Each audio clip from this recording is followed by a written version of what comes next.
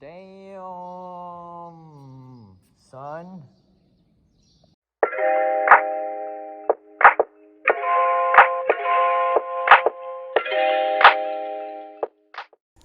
What's up guys? Good morning. So eto na naman tayo sa another episode ng Pahiram Review. And what we have here is itong napakalupit na Ducati Streetfighter S 1098. Sobrang lupit. And ayun, naiwan ko yung GoPro ko sa Manila. Kaya makikihiram tayo ng GoPro din sa may-ari nitong Ducati. Ikot lang natin tong ano na to. Napakagandang motor kasama ibang tropa natin. Meet natin siya sa may Dolce Cafe. Let's go! So, andito na tayo. We are here. Kasama na mga tropa natin. Yun yung may-ari. Shoutout kay Mr. Mao. Yung mga kasama natin. Si Mr. Burns and si Breezy. What's up guys?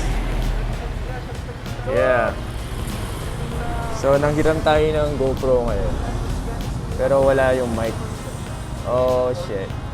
Tama kayo. Ako naman ikot tayo ng ng Manawag and then balik na rin. Alright. Ay ko naririnig ako. Let's get ready. Mga tropa natin. Alam bang mahina yung audio. Tama talaga. Bale, super quick ride lang sa Manawag.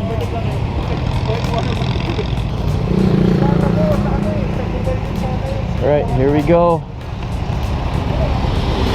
Audio's messed up kasi walang mic. So medyo nakatiptoe tayo dito sa Ducati. Medyo may kabigatan din siya. Start. Alright.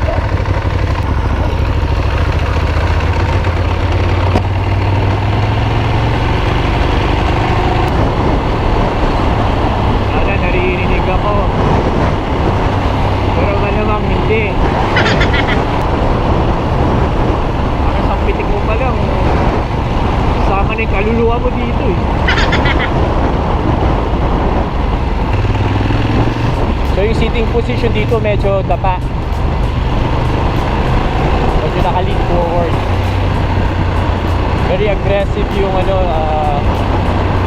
position mo dito. Parang handa ka lagi sa bakbakan. Sorry, wala akong external mic ngayon kaya I'm pretty sure hindi ako masyadong marinig. Ganda gamitin itong Streetfighter. Raw power.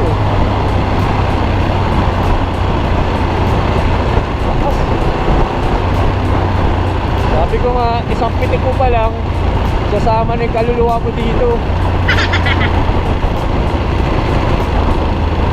So this is double overhead cam na 1999cc.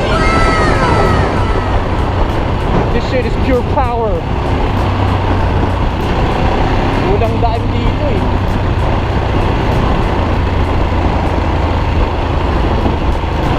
Alright.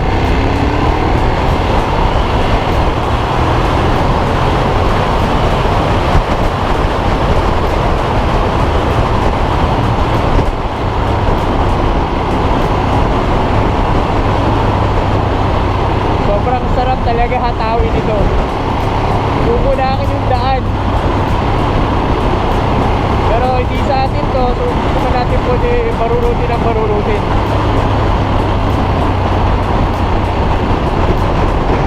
At kahit gusto naman barurutin, wala. Bitin yung daan. Not unless pag nasa mga expressway doon.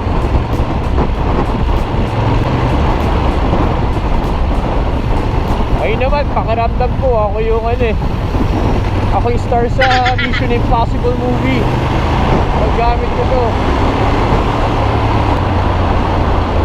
Mga tipong habang binabaril ka, nilulusot mo lang gamit yung motor na to.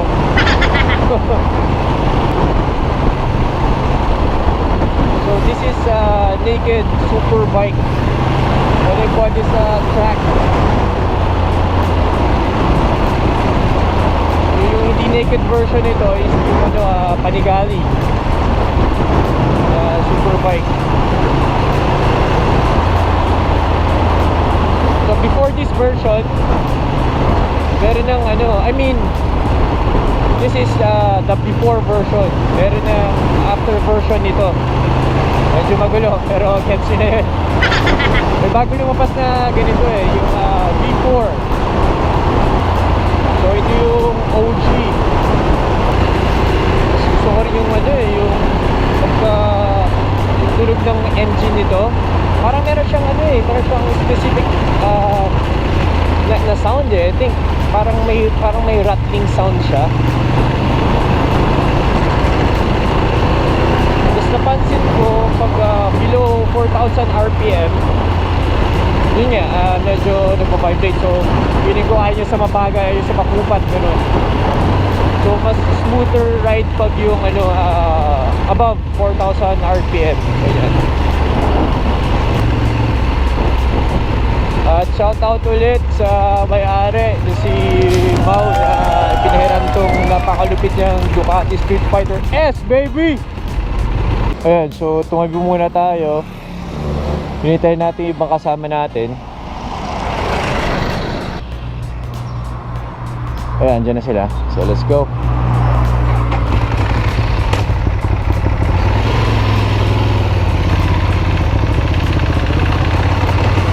Yo! Nice one, birds! Lakas ang NMAX siya talaga. Lupit! What's up, boy? Ano yung kaya So far, ito yung pinakamalakas na motor na i-test ride ko. So, this bike is mostly all stock. All stock. Yung exhaust niya stock exhaust, pero ang lakas Okay, may checkpoint. Wala kung haharangin tayo. Anyway, taga dito naman tayo, so no problem. Morning, officer.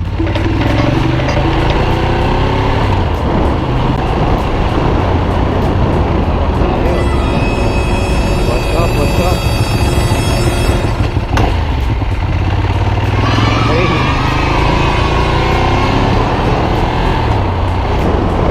Surprisingly, okay yung handling nito. Ganda.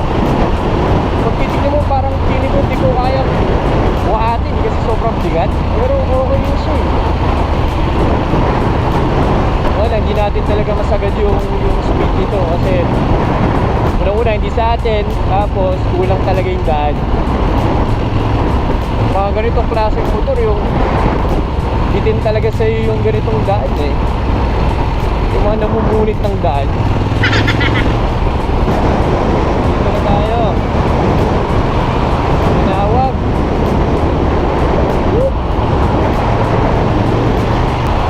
Hindi tayo mapasok sa loob ng church, guys. Hindi tayo makapasok. I'm sigurado sobrang daming tao din na nakapila sa labas. Ikot lang tayo, ikot lang talaga. Quick ride lang, quick ride. Parang mas gusto ko pa nga i-handle dito sa motor ko Parang sa hindi magtampo yung motor ko. Parang lang naman. Ganda Gandang ganito o baka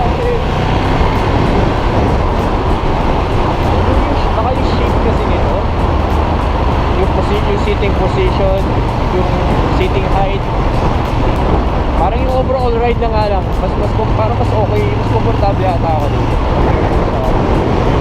Yun yung church yung Manao Church. So wait mo lang tayo somewhere para hintayin sila.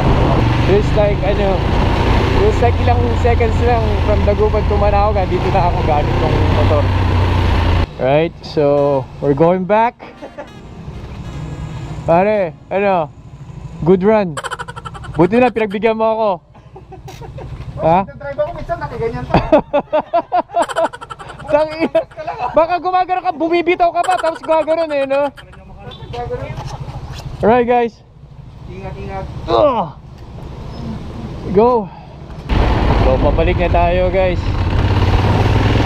Pabalik na tayo ng Dagupan. And then, walk around natin tong Ducati. Right. Laters.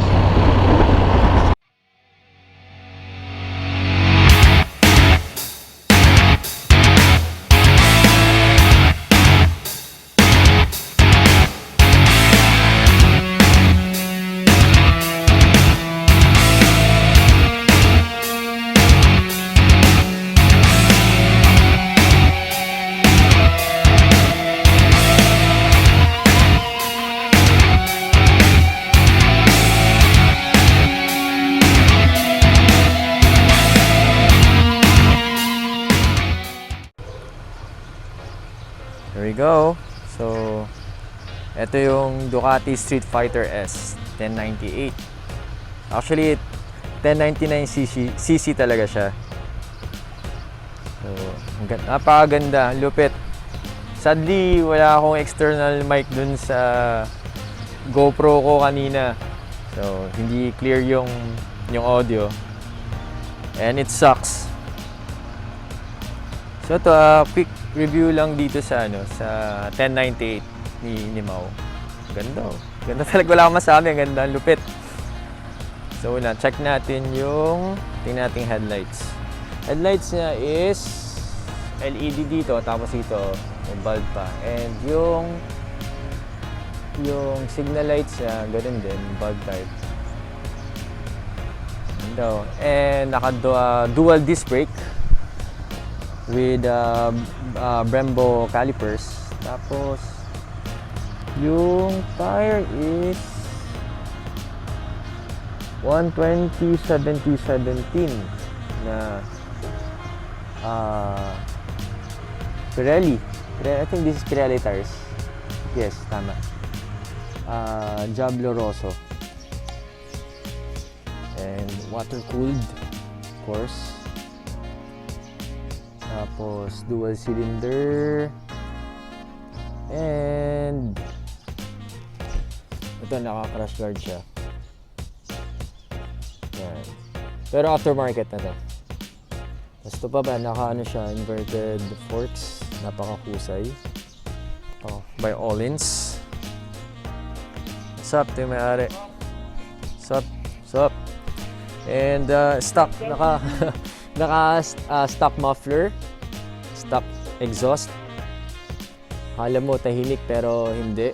Parang gustong pumunit ng daan. Hindi. So siya, ito yung naked super street bike ng Ducati. And rear tires, ito yung rear tires niya. Saan yung size nito? I think dito to eh. 190 to eh. 192, di ba, B? 190. Ayun, there you go. 190/55/17. Lapad.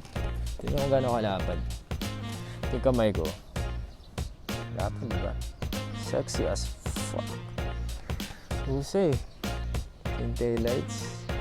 LG, tapos bulb. Ito yung signal lights sa likod, of course. Mono shocks. Ganda ng shocks niya, Allins, napakalupit, napakahusay. Diba? Tapos, ang pinalitan niya dito, ito yung hand grip niya. Iba na itong hand grip niya. And meron din siyang steering damper by Allins. Nalagay ito para maging mas stable yung ride mo dito sa front, sa handlebar. Kasi pag wala to, minsan sobrang bilis mo na, nanginginig siya.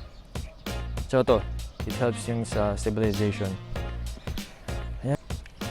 So check out natin yung sa panel niya. So ito yung cockpit niya. Ito yung signal lights. Dito yung passing light niya. Busina. And then, turn on natin. Tingnan natin yung digital display. Very basic siya. So ito yung mileage, yung temperature, RPM, yung speed mo. Ang ayaw lang dito, wala siyang gas gauge. Pakaramdaman. Ayan, tapos ito, pinatan na rin ito ng carbon fiber. Of course, Ducati. And sound check natin.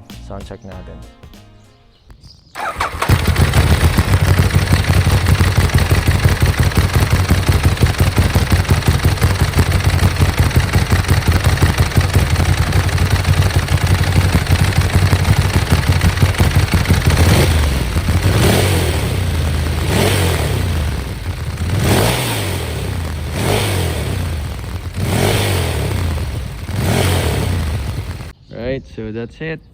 Next time ulit. Please like and subscribe. Bye!